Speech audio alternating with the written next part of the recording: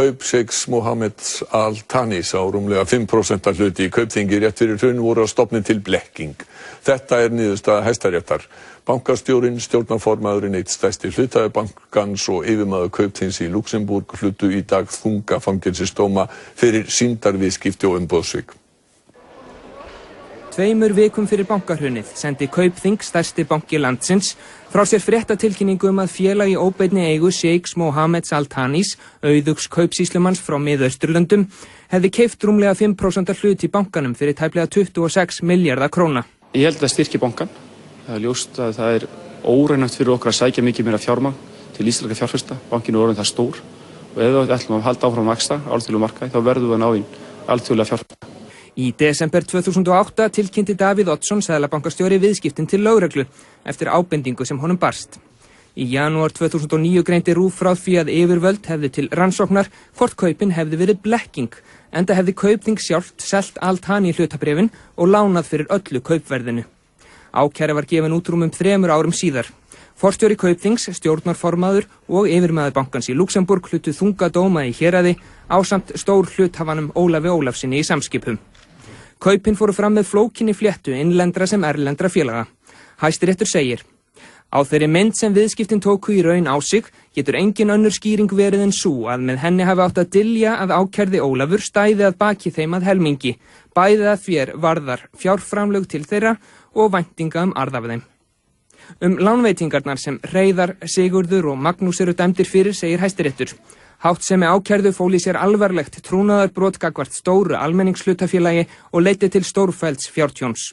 Sjálf sýndarviðskiptin segir Hæstiréttur: brotin beindust í senn að öllum almenningi og fjármálamarkaðinum hér á landi í heild og verður tjónið sem leiddi af þeim beint og óbeint ekki metið til fjár.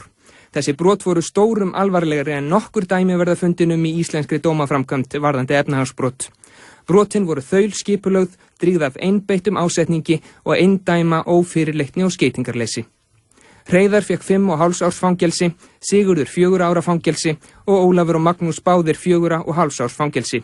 Þetta í fyrsta sinn sem bankastjórar eru sendir í fangelsi vegna gjörða sinna í bankahruninu. Hver eru þín fyrstu viðbrögð við þessar niðurstöðu Hæstaréttar?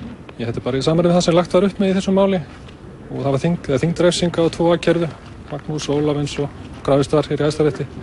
Þannig að þetta bara samræmi við það sem við byggust við.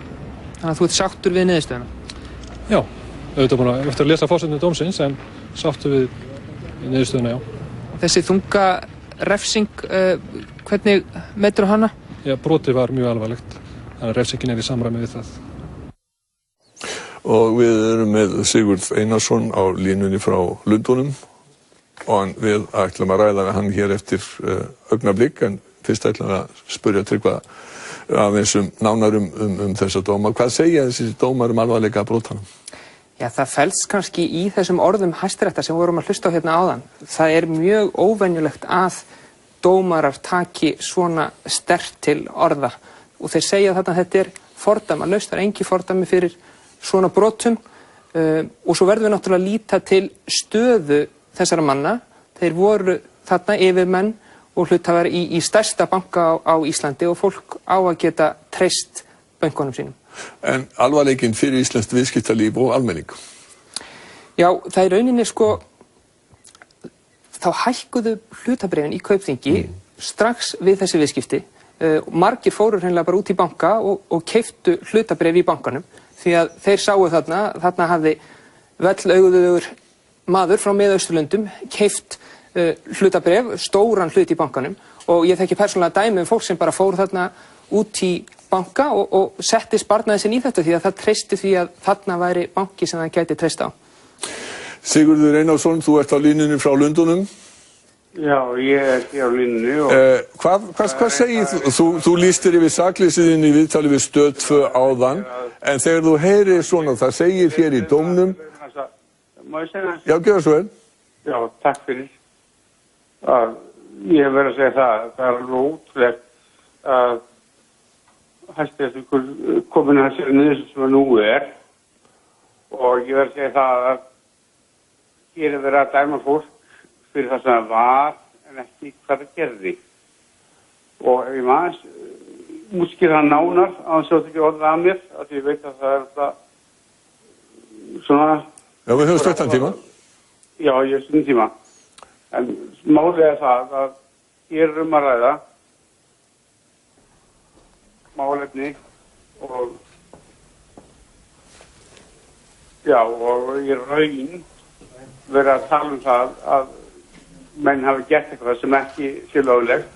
En Sigurður, það segir, sko, við vorum að spila hér þar sem að Hreiðar Már talaði hér áðan að það væri, sko, bankinn ætlaði að ná í alþjóðlega fjárfesta og halda því áfram og vaxa á alþjóðlegum markaði, en það kemur fram í öllum skjölum málsins og í dómnum að það kom engin peningur. Kaupþing fjármagnaði þetta að fullu leyti og þeir tala alvarlegt trúnaðarbrot. Það sem það síst það fór ekki fyrir út bankanum og kom ekki fyrir inn í bankan. Þannig að banki var nákvæmlega eins settur fyrir og eftir þessi rækið. Það er það sem þetta síst Já, þakka fyrir það Sigurður að vera á línunni hjá okkur.